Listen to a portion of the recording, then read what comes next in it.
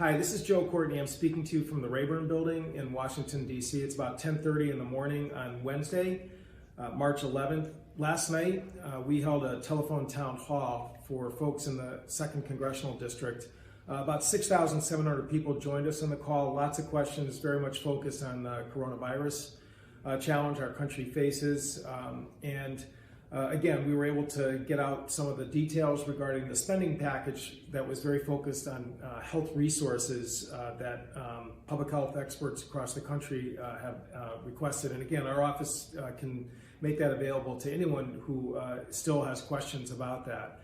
But clearly there are many ripple effect issues that are screaming out for action. This morning, I just left a caucus with the Speaker of the House. Last night, she and President Trump's Treasury Secretary, Mnuchin, again, began a very fruitful, productive process in terms of getting more measures to the floor this week to deal, again, with some of the barriers to testing and treatment, as well as some of the potential fallout for families who may be affected in terms of either job furloughs, businesses shutting down, etc. So included in the package that we're going to be voting on probably by tomorrow afternoon, March 12th, is that we are going to take up a host of measures to just make sure that it is free for people to take coronavirus testing, regardless of really what health coverage that you have. Again, there are some health plans that don't have co-payments for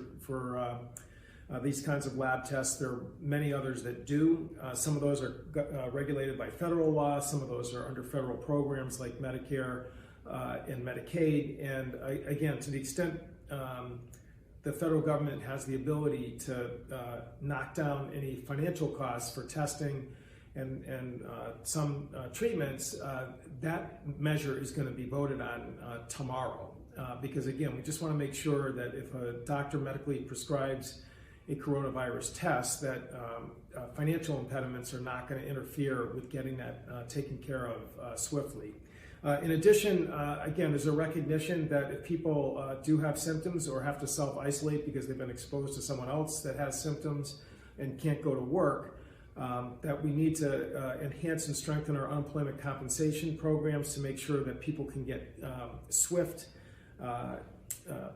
support, financial support, which again, under the existing system, requires some delays. Again, it will be an enhanced, improved unemployment program with the bill that's being drafted. Again, the plan is to vote on that tomorrow. We're also looking at sick leave, which again, if someone doesn't feel well, I think the best medical advice is that they should stay home.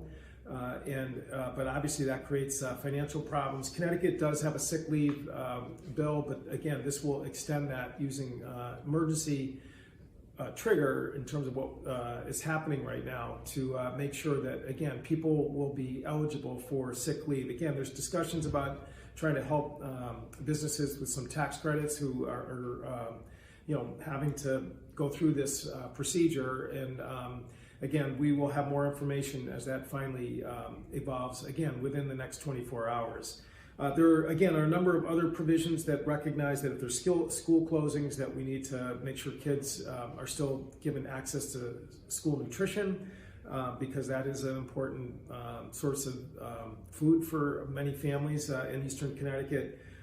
SNAP, the food security programs also, again, I think we're looking at trying to just knock down any barriers to make sure that any dislocation caused by not just coronavirus, but now what's happening in the energy markets that could have a ripple effect in the economy, that people, again, are protected in terms of having access to nutrition assistance. The SBA tranche of funding, low-interest loans, that was in last week's package. Again, there's work being done to look at expanding that. And lastly, more personal protective equipment, trying to get more masks and other equipment out the door, which again was a very good question last night by an EMT professional out in Eastern Connecticut. So again, I will be continuing to give these updates. It could be possibly as early as this evening or certainly tomorrow in terms of some of the measures that I've discussed. Again, we welcome your input. Again, we are determined to make sure that the district gets the most current information about events as they're unfolding here in Washington. And again, if you have any comments, please email us, text us, call the office. And again, we will talk soon. So thank you for listening in, and stay in touch.